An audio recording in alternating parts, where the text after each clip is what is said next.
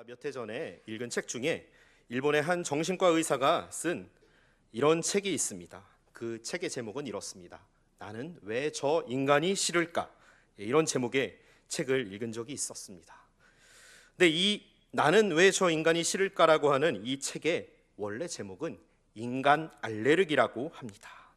흔히 알레르기라고 하면은 무엇을 말합니까? 어떠한 특정한 물질에 대해서 거부 반응을 보이는 것을 가리켜서 알레르기라고 하지 않습니까? 그래서 이를테면 어떠한 특정한 음식물에 대해서 아니면 어떠한 특정한 어떠한 물질에 대해서 뭔가 좀 거부 반응, 몸에서 거부 반응을 일어나는 것을 가리켜서 우리는 흔히 알레르기라고 합니다. 그런데 이 인간 알레르기라고 하는 것은 무엇일까요? 이것은 말 그대로 특정한 사람에 대해서 그를 과도한 이물질로 인식하고 그 사람에 대해서 거부 반응을 보이는 증상을 가리켜서 인간 알레르기라고 합니다. 그런데 이 책에 보니까 인간 알레르기를 앓는 사람들의 특징이 다음과 같습니다. 제가 몇 가지만 함께 나누어 보고자 합니다. 이 인간 알레르기를 앓는 사람들의 특징, 첫 번째, 누군가와 함께 단체 생활이나 집단 생활을 하는 것에 대한 거부감이 있습니다. 즉, 내가 싫어하는 사람들과 함께하는 것이 정말 싫은 사람들이 바로 이 인간 알레르기를 앓는 사람입니다. 그 다음에 두 번째로요, 어떤 특징이 있냐 하면요, 자신과 맞지 않는 사람들과 함께 있을 때에는 너무나도 불편해서 직장을 몇 번이나 옮긴 적이 있다고 합니다.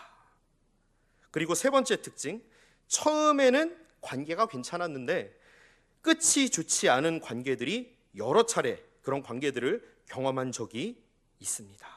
그리고 네 번째 특징은 한 번 싫은 사람은 죽을 때까지 싫다고 합니다. 그리고 다섯 번째, 누군가에 대해 마음에 들지 않는 부분이 하나라도 있을 경우에 인간 알레르기를 앓는 사람들은 어떠냐 하면요, 그 사람의 존재 자체가 전부가 다 싫어진다고 합니다. 그리고 또 어떤 특징이 있냐면요, 지금 나와 친한 사람도 언젠가는 나를 배신할 것이라고 하는 생각을 가지고 이 인간 알레르기를 앓는 사람들은 그렇게 살아간다고 합니다. 이런 생각을 가지고 하니까 이런 사람들의 인간 알레르기를 앓는 사람들의 대인관계는 어떨까요? 결코 원만하지는 않겠죠. 그리고 또 어떤 특징이 있냐면요, 사람들 앞에서 이 사람들은 자신의 약점을 드러내는 것을 정말 죽도록 싫어하는 사람들입니다. 그래서 자기의 약점을 어떻게든 감추려고 하고 내가 조금이라도 남들보다 조금이라도 나은 부분, 조금이라도 잘난 부분이 있으면 그 부분을 한없이 드러내는 사람들이 바로 이 인간 알레르기를 앓는 사람들의 특징입니다. 그리고 마지막으로 또 어떤 특징이 있냐 하면요, 나는 내 능력만큼 대접받지 못하면서 살아가고 있다라는 생각이, 이런 생각에 항상 사로잡혀서 살아가고 있습니다. 자, 그렇기 때문에 이런 사람들은 집에서 있든지 어디 직장에 있든지 교회에 있든지 어느 곳에 있든지 나는 내 능력만큼 대접받지 못하고 있어. 뭔가 이거는 불공평해라는 이런 피해 의식을 가지고서 살아가고 있습니다. 혹시 우리 성도님들 가운데서도 이런 증상들이 있으신지 저는 잘 모르겠습니다. 저는 말씀을 준비하면서 이거 다시 한번 제가 한 몇 개 정도에 해당이 되나 했는데 다섯 개 정도 여기 해당이 되더라고요. 제가 읽은 것 중에. 그래서 참 저도 예외 없이 인간 알레르기를 앓고 있구나라는 그런 생각이 들었습니다. 그런데 이렇게 인간 알레르기를 앓는 사람들, 제가 여기서 인간 알레르기 앓는 사람들을 말씀드리는 거는 정도가 아주 심한 사람들을 말하는 겁니다. 이런 사람들은 다른 사람들과 깊고 친밀한 관계를 맺기가 매우 어렵습니다. 자, 그렇다면은 왜 이런 사람들이 인간 알레르기를 심하게 앓게 된 것일까요? 그 원인이 무엇인가 살펴보니까 대부분 자신들이 과거에 겪었던 특정한 사람들로 인한 부정적인 경험들이 그 대표적인 원인들이었습니다.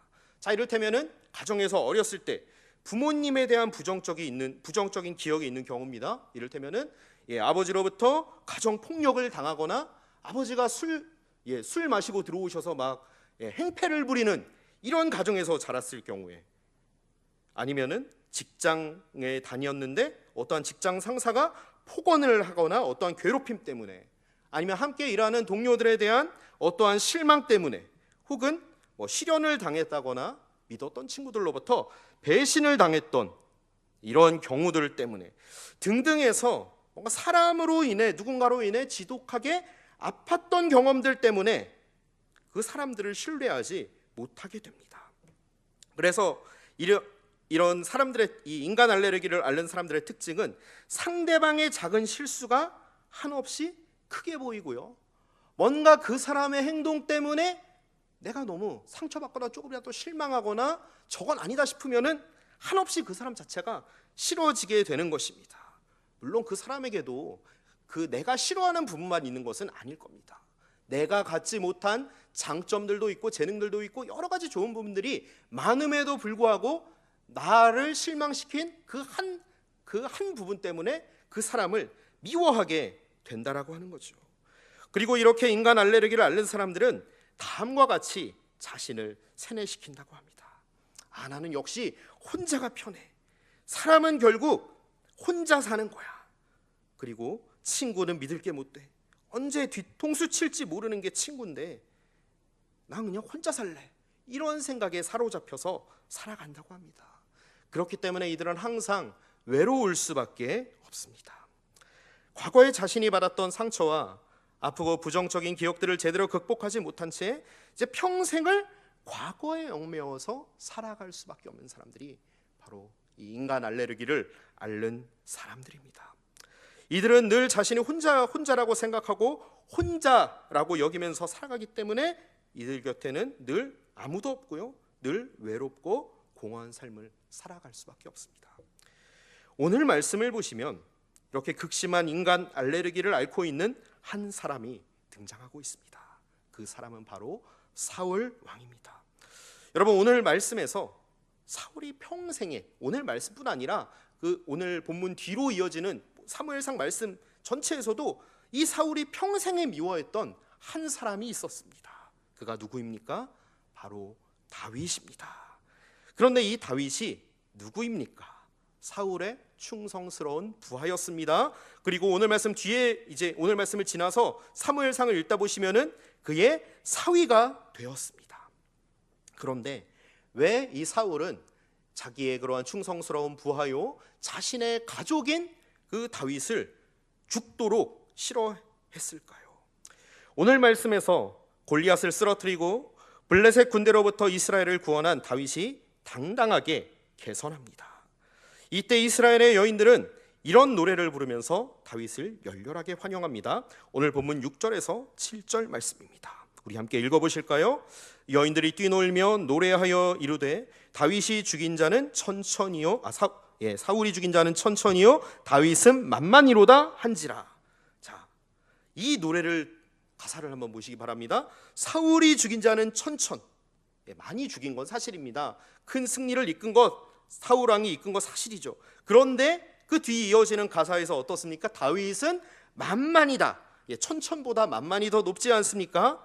그런데 이 여인들의 노래 가사를 들은 사울의 반응이 오늘 본문 8절에 나타납니다. 이렇게 8절 전반절에 보시면 사울이 이렇게 반응합니다. 사울이 그 말에 불쾌하여 심히 노하여 이르되. 자, 지금 사울은 자기보다 다윗을 더 높이고 다윗을 칭송하는 이 여인들의 노랫소리에 어떻게 반응하고 있습니까? 극심한 불쾌감과 분노로 반응하고 있습니다. 우리도 한번 돌아보시길 바랍니다. 누군가 나보다 더 칭찬받고 더 인정받고 더 높임을 받을 때 그때 기분이 어떠십니까? 우리 성도님들께서는 마음이 다 넓으셔서 오히려 더 같이 칭찬해주고 같이 또 높여주고 그러실 줄 믿습니다. 그런데 많은 경우에 그렇게 반응하기가 쉽진 않은 것 같습니다. 자, 이를테면 어렸을 때 부모님이 나보다 더 동생을 귀여워합니다. 더 예뻐합니다. 혹은 나보다 더 공부 잘하고 상을 더 많이 받아오는 형이나 누나나 언니를 더 칭찬합니다. 이럴 때 어떠셨습니까? 혹시 이럴 때 정말 실망하시거나 상처로 남았던 기억들 있지 않으십니까? 그리고 학교에서 선생님이 나보다 더 공부 더 잘하는 친구, 예쁜 친구들을 더 칭찬할 때에 질투감이 드셨던 적 혹시 있지 않으십니까? 제가 아는 사모님 중에서 이런 분이 계셨어요. 자기는 평생에 예쁘다는 소리를 한 번도 들어본 적이 없다는 거예요. 어렸을 때 집에서도 들어본 적이 없고 학교에서도 들어본 적이 없고, 그래서 예쁘다는 말 한 번이라도 들어보는 게 소원이라는 겁니다. 그런데 한 번도 들어본 적이 없어서 내 주변에 예쁜 친구들이 있거나 예쁘다고 칭찬받는 그런 사람들이 있으면은 왠지 모를 분노와 질투감을 느낀 적이 있었다고, 그런 이야기를 들었던 기억이 납니다. 혹은 또 이런 경우들 있지 않습니까? 직장에서 내 옆에 동료는 상사에게 인정을 받고 능력 있다고, 능력자라고 칭찬을 받는데 나한테는 칭찬과 그러한 높여주는 말, 격려 한마디 없는 것 같습니다. 자, 이럴 때 상대방에 대해 미움과 분노 혹은 질투를 느끼셨던 적 있지 않으십니까? 자, 이런 감정이 지금 사울에게 찾아온 것입니다. 닥친 것입니다. 이때부터 사울은 다윗을 무엇으로 바라봅니까? 충성된 부하로 바라보지 않습니다. 그리고 더 나아가 사위, 그러니까 뒤에서 이제 이어지는 말씀에서 사위가 되지만 그를 사랑스러운 가족의 일원으로 받아들이지 않습니다. 그저 자기 왕위를 노리는 적으로, 라이벌로 바라볼 뿐입니다. 자, 오늘 본문 8절 하반절에서 9절까지의 말씀입니다. 우리 함께 읽으시겠습니다. 이르되 다윗에게는 만만을 돌리고 내게는 천천만 돌리니 그가 더 얻을 것이 나라 말고 무엇이냐 하고 그날 후로 사울이 다윗을 주목하였더라. 자, 여기서 9절 말씀에 주목하실 필요가 있습니다. 그날 후로 사울은 누구를 더 주목하게 됩니까? 다윗을 더 주목하게 됩니다. 그런데 주목하였다는 게 어떤 눈으로 쳐다봤을까요? 저놈 언젠가는 저놈 죽여버릴 거야. 저놈 그냥 두면 안 되겠어. 저놈 언젠가 제거해버릴 거야. 이러한 분노의 눈으로, 살기 등등한 눈으로 쳐다보지 않았겠습니까? 이때부터 사울은 다윗을 두려워하고 경계하기 시작합니다. 문제는 이제 여기서 계속해서 시작됩니다. 그 문제의 결과가 더욱더 커지게 됩니다. 그는 다윗에 대한 자신의 분노를 적나라하게 표출하기 시작합니다. 어느 정도까지 표출합니까? 창을 들어서 수금을 타고 있는 다윗을 죽이려고 창을 딱 던졌는데 하나님의 도우심으로 다윗이 그 창을 피하지 않습니까? 다윗을 죽이려고 할 정도로 이제 사울의 분노가 적나라하게 표출되기 시작합니다. 그리고 다윗을 죽이려고 하는 자신의 평생의 목표를 이루기 위해서 그는 자기가 거의 죽기 직전까지 모든 것을 다 제껴놓고 오직 다윗을 죽이는 일에만 집중을 합니다. 이 기간이 성경학자들에 의하면 약 15년 정도라고 합니다. 이제 사무엘상을 계속 보다 보시면 아시겠지만요, 다윗을 죽이기 위해서 수천 명의 군대를 동원하지 않습니까? 광야도 쫓아다니고 어떠한 동굴까지 쫓아다니는 이러한 인생을 사울이 살아가지 않습니까?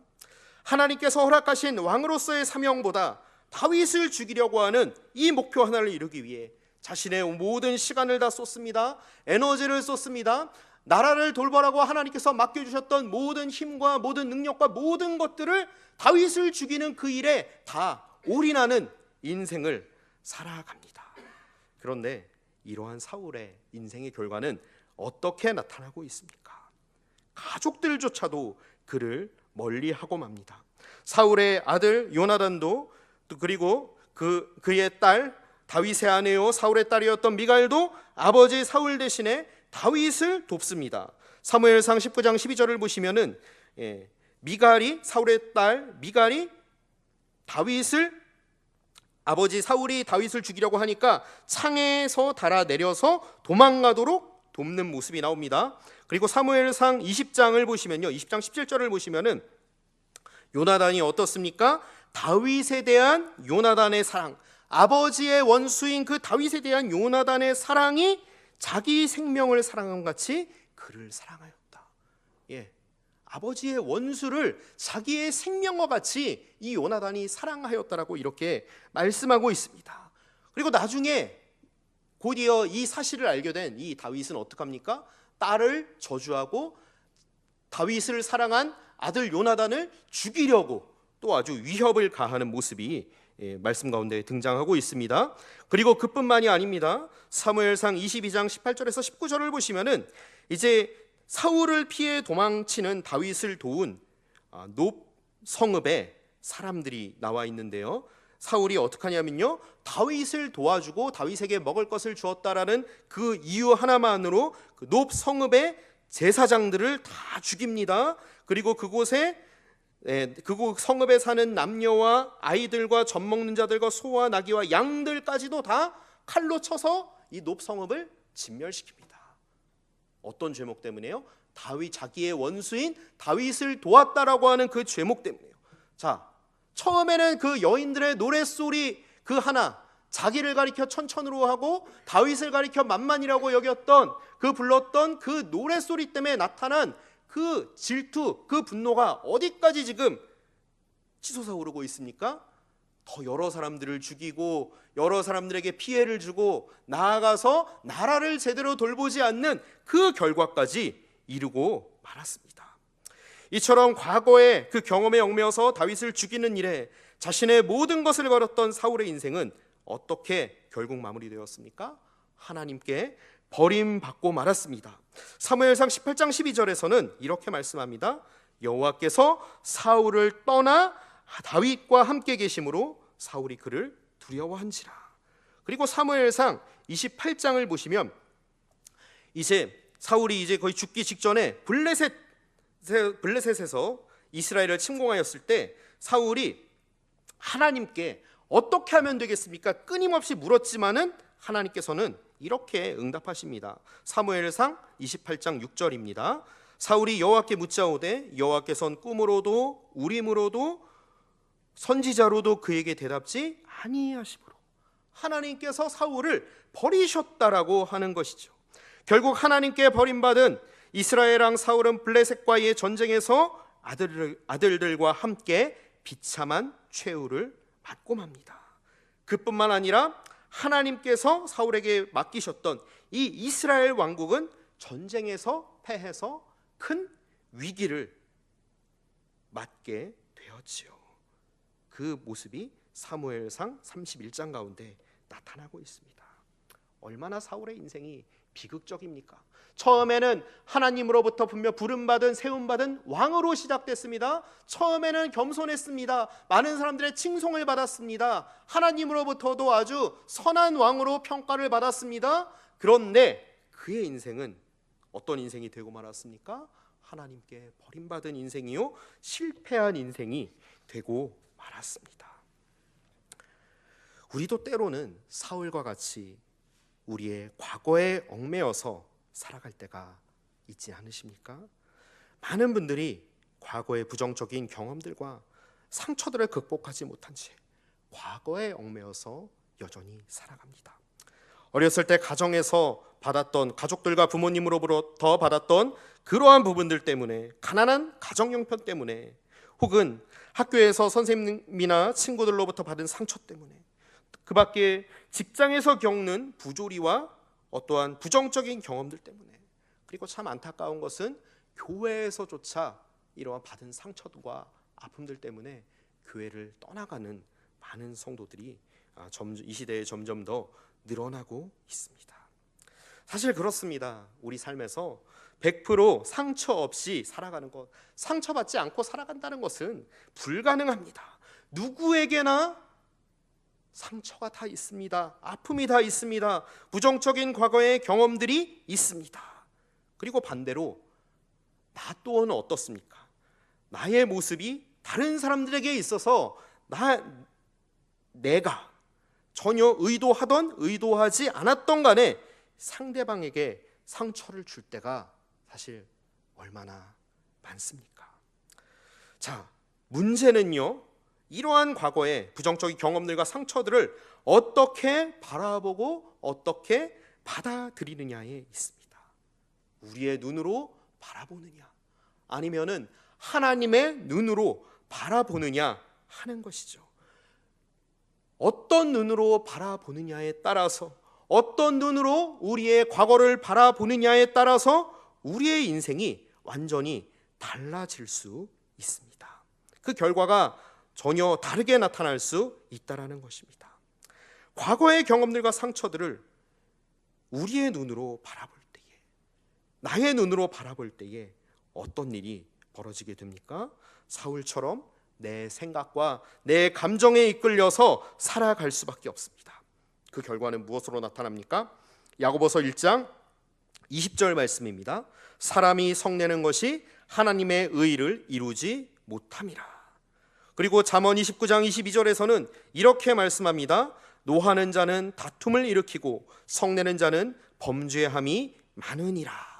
자, 나의 눈으로 바라볼 때에, 그리고 어떻게 나의 힘과 의지로 나의 이러한 연약한 부분들, 과거의 문제 부분들을 해결하려고 할 때 어떤 결과들이 나타납니까? 다양한 죄의 열매들로 나타나게 된다라고 하는 것이죠. 그런데 문제는 이러한 죄의 열매들이 어디에서 많이 나느냐 하면요, 우리의 관계 가운데서 나타난다라고 하는 것입니다.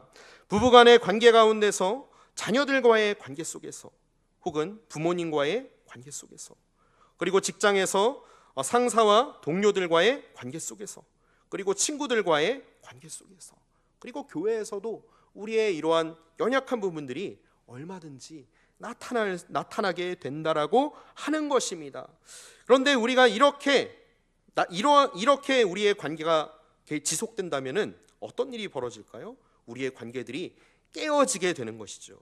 왜냐하면요, 과거를 극복하지 못했던 사람들, 아까 제가 서두에서 인간 알레르기를 앓는 사람들의 특징에 대해서 몇 가지 말씀드렸는데요, 그 사람들의 공통적인 특징이 무엇이냐 하면요, 다 나 중심으로 바라본다는 거예요. 나 중심으로 해석한다는 거죠. 나 중심으로 모든 것을 다 판단한다라고 하는 것입니다. 다 나 중심으로 살아갑니다. 여러분, 죄의 가장 큰 특징이 무엇인 줄 아십니까? 나 중심으로 살아간다는 겁니다. 하나님을 주인으로 고백하지 않고, 하나님을 우리 삶의 중심에 두지 않고 누구 중심으로 살아갑니까? 나 중심으로 살아갑니다. 내 소견에 옳은 대로 살아갑니다. 내가 좋은 대로 살아갑니다. 모든 생각과 모든 삶의 근원이 바로 나 자신에게 있다는 것입니다. 그렇기 때문에 다른 사람들을 바라볼 때에 내가 좋은 대로 바라봅니다. 내가 보기에 좋으면 좋은 사람이고, 반대로 조금이라도 내가 보기에 상대방의 모습이 약한 부분이 보인다면은 그 사람은 나쁜 사람이 되는 것입니다.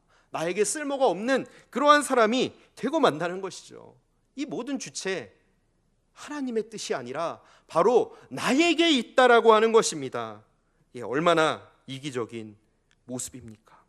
조금이라도 내 마음에 들지 않으면은 내 감정과 분노를 상대방에게 그 정도의 차이는 있고요, 그 모습이 다르지만요, 이것이 다 표출되게 됩니다. 자, 그러다 보면은 상대방도 그것을 다 느끼게 돼요. 다 알게 돼요. 그러다 보면 상대방도 그런 사람들 주위를 다 떠나게 되지 않겠습니까? 참, 인간이란 게 그렇습니다. 그 인간 자신이 이기적이지만은 반대로 상대방이 나에게 이기적인 태도로 나오고 나를 무시하면은 그 상대방을 좋아하겠습니까? 당연히 싫어할 수밖에 없습니다. 이것이 자기중심적으로 살아가는 인간의 모습입니다. 이럴 때 단순히 내가 외톨이가 되는 것으로 끝나지 않는다라고 하는 것입니다. 특별히 하나님의 백성들에게 있어서 사람들과의 관계가 바르게 서지 않는다는 것은 무엇입니까? 하나님과의 관계 또한 문제가 생기고 있다라는 신호라는 것입니다. 사람들과의 관계가 바르게 서지 않는다라고 하는 것은 바로 하나님께서 우리에게 허락하신 사명을 이룰 기회가 줄어든다라고 하는 것입니다.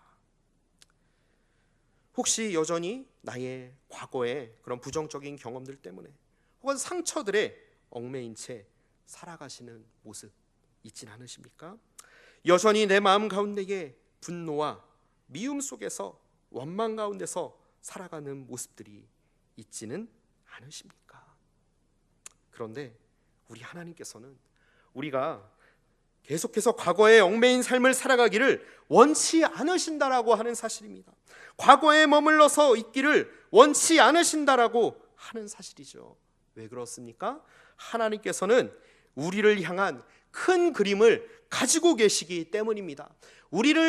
하나님께서는 우리를 통하여서 이 땅 가운데 하나님 나라를 이루실 꿈과 비전을 우리 가운데 허락하신 줄 믿으시기를 바랍니다. 우리의 가정 가운데요, 우리가 속한 직장 가운데요, 우리가 속한 사업장 가운데, 또한 우리가 예배드리러 나오는 이 신앙 공동체인 교회 가운데에 하나님께서는 하나님 나라를 계속해서 세워가기를 원하십니다. 누구를 통해서입니까? 우리를 통해서, 하나님의 아들 딸로 부르신, 하나님의 일꾼으로 부르신 우리를 통해서 세워가기를 원하십니다. 자, 그렇기 때문에 우리가 더 이상 과거의 얽매인 삶, 분노의 얽매인 삶을 살아가기를 원치 않으십니다. 이 얘기는요, 우리가 받은 상처들과 아픔들을 그냥 지워버리라는 것이 아닙니다. 그냥 무시해버리라는 것이 아닙니다. 그냥 없었던 일로 해버리자, 이렇게 치자는 것이 아닌 것입니다. 이것을 인정할 건 인정하시죠. 이미 일어난 일, 부정할 필요가 있습니까? 분명히 그거는 인정하셔야 됩니다. 우리가 상처받은 거고요, 화가 나는 거는 화가 나는 겁니다. 그런데 이것 위에 계신 하나님의 계획과 하나님의 역사하심이 있다는 사실을 기억하셔야 합니다. 하나님께서는 우리 각자의 과거의 상처와 아픔들을 누구보다 잘 알고 계십니다. 시편 139편에서 다윗은 이렇게 고백합니다. 시편 139편 2절 말씀입니다. 여호와여, 주께서 나를 살펴보셨으므로 나를 아시나이다. 주께서 내가 앉고 일어섬을 아시고 멀리서도 나의 생각을 밝히 아시오며. 자, 하나님께서 우리의 모든 것을 알고 계신다고 말씀하고 있습니다. 이런 하나님께서 우리의 실패한 모습들, 우리의 상처들, 우리의 과거의 부끄러운 모습들 아실까요? 모르실까요? 누구보다, 우리보다, 당사자인 우리보다 더 잘 아시는 분이 우리 하나님이십니다. 그런데 중요한 것은 무엇이냐면요, 우리가 나의 눈으로 과거를 바라보는 것이 아니라 하나님의 눈으로 우리들의 과거를 바라보고 우리의 아픔과 상처들을 바라봐야 한다라고 하는 것이죠. 그럴 때에 우리는 그 과정 가운데서 하나님을 더욱 신뢰할 수 있습니다. 그리고 우리의 인생을 바꾸시고 우리를 도우실 하나님을 기대할 수가 있습니다. 이사야 43장 18절에서 19절 말씀에서 하나님께서는 선지자 이사야를 통해 자신을 떠난 유다 백성들을 향해 이렇게 말씀하십니다. 이사야 43장 18절에서 19절 말씀입니다. 너희는 이전 일을 기억하지 말며 옛날 일을 생각하지 말라. 보라, 내가 새 일을 행하리니 이제 나타낼 것이라. 아멘. 자, 하나님께서는 지금 유다 백성들에게 이 말씀을 하고 계신데요, 지금 유다 백성들은 어떤 상태에서 살아갔냐면요, 하나님께 돌아오지 않습니다. 돌아오지 않고 있습니다. 하나님의 뜻을 거스려서 살아가고 있습니다. 하나님의 뜻대로 따르지 않고 내가 주인된 삶을 살아가고 있습니다. 그런데 그런 유다 백성들을 향해서 뭐라고 약속하셨습니까? 우리 하나님께서는 내가 새 일을 행할 것이다 라고 약속하셨습니다. 이 말은 무슨 말이냐면요, 하나님의 주인 되심을 인정하고 하나님께 돌아오고 하나님의 눈으로 우리의 삶을, 우리의 과거를 바라볼 때에 그 가운데서 누가 일하신다는 것입니까? 하나님께서 일하신다는 것입니다. 하나님께서 새롭게 하시고 우리를 온전케 하시고 우리를 변화시킬 것이다 라고 하나님께서는 분명히 약속하고 계십니다. 이 말씀이 하나님께서 저와 우리 성도님들에게 주시는 말씀인 줄, 약속의 말씀인 줄 믿으시기를 바랍니다. 우리가 하나님의 눈으로 우리의 과거를 바라보고 우리 가운데 새 일을 행하실 하나님을 신뢰하며 나아갈 때에 하나님께서는 우리의 인생을 더 이상 과거에 머무는 인생으로 놔두지 않으신다라고 하는 거죠. 과거에 얽매인 인생으로 그냥 내버려 두시지 않는다는 것입니다. 과거를 극복할 수 있도록 우리들에게 힘을 주시고 지혜를 주십니다. 그리고 더 나아가서 연약한 우리의 삶을 통해 하나님 나라가 확장되고 하나님의 일이 이루어지는 놀라운 인생, 멋진 인생으로, 새로운 인생으로 주님께서 바꾸실 줄 믿습니다. 이제 말씀을 정리하겠습니다. 과거의 부끄러운 그러한 모습들, 부정적인 경험들과 아픔들, 사실 정도의 차이는 있고요, 모습은 다르지만은 우리 모두에게 다 있습니다. 그런데 중요한 것은 우리의 모든 것을 아시며 우리를 부르신 하나님을 신뢰하심으로 나아갈 때에 과거를 바라보는 우리의 눈이 바뀌게 될 줄 믿습니다. 하나님께서 나에게 큰 그림을 주셨어. 하나님께서 부족한 나를 통해, 연약한 나를 통해 하나님 나라를 이루실 거야. 하나님께서 나에게 하나님의 꿈과 비전을 허락하셨어. 이것을 믿으며 나아갈 때에 하나님께서는 우리가 과거를 극복할 수 있는 힘을 주십니다. 그리고 한 걸음 더 나아가서 그 과거가 더 이상 내 발목을 잡는 것이 아니라, 우리의 인생의 걸림돌이 되는 것이 아니라 무엇이 되냐 하면요, 하나님의 위장된 축복임을 깨닫게 될 줄 믿습니다. 우리의 아픔 가운데서도, 실패 가운데서도, 상처 가운데서도 하나님께서는 여전히 신실하게 우리 성도님들 가운데서 일하고 계시기 때문입니다. 우리의 삶을 계속해서 변화시켜 나아가시고요, 나아가서 우리를 통해서 이 땅 가운데에, 세계 열방 가운데에 하나님 나라가 이루어지는 그러한 큰 그림을 그리고 계시기 때문입니다. 이 사실을 믿으시기를 바랍니다. 바울은 고린도후서 1장 6절에서 하나님께서 내가 당한 환난까지도 사용하셔서 고린도 성도들이 위로와 구원을 받게 되었다라고 고백합니다. 고린도후서 1장 6절 말씀입니다.